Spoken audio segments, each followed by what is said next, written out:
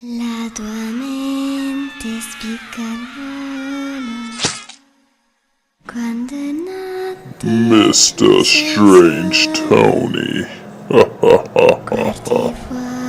You're going to die. Vedi nell'oscurità. In 1984, there lived an old widowed lady by herself in a two-story house who was completely immobile and bound to her wheelchair. Ever since the mysterious death of her husband, she required the aid of a carer who would visit her daily to help her with everyday tasks. What made it even more difficult was the fact that the two floors of the house were only connected by an old staircase inside. When the old lady needed to move between the two, the carer would have to carry her frail body up like an infant, up and down the stairs. One day the police received a call from the widow. There had been a murder. Since police units were scarce at the time, and the murderer had already fled the scene, only one detective was sent out to conduct the initial crime scene report. He arrived to see the carer's body splayed out on the floor with her vocal cords ripped out and a pool of blood on the first level of the house. With the old lady atop the staircase in her wheelchair watching him, still and silently, seemingly in shock, he could immediately rule her out as a suspect due to her inability to move up and down the stairs, and because she was trapped up there the time the murder took place. It was similar to the death of her husband many years ago, who had suffocated in his sleep on the couch downstairs.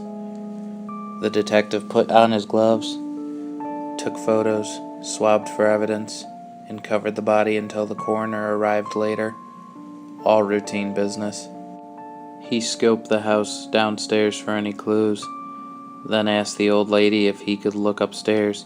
She insisted that she was upstairs the whole time, and no one apart from her had been up there all day. But regardless of this, the detective ascended the staircase, to which she hesitantly moved aside. Beyond the staircase, there was a narrow corridor, with 3 closed doors along it. He checked behind each of the doors. The empty bedroom, nothing. The bathroom, nothing.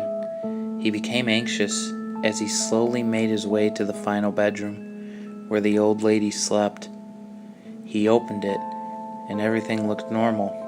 A bed, a wardrobe, and a bedside table with a lamp.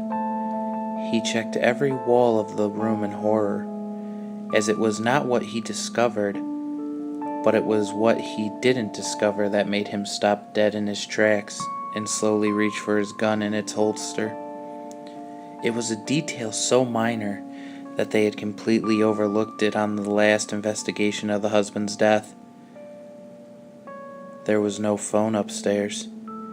He suddenly heard a noise as he withdrew his gun and rushed out of the room, only to find an empty wheelchair atop the stairs.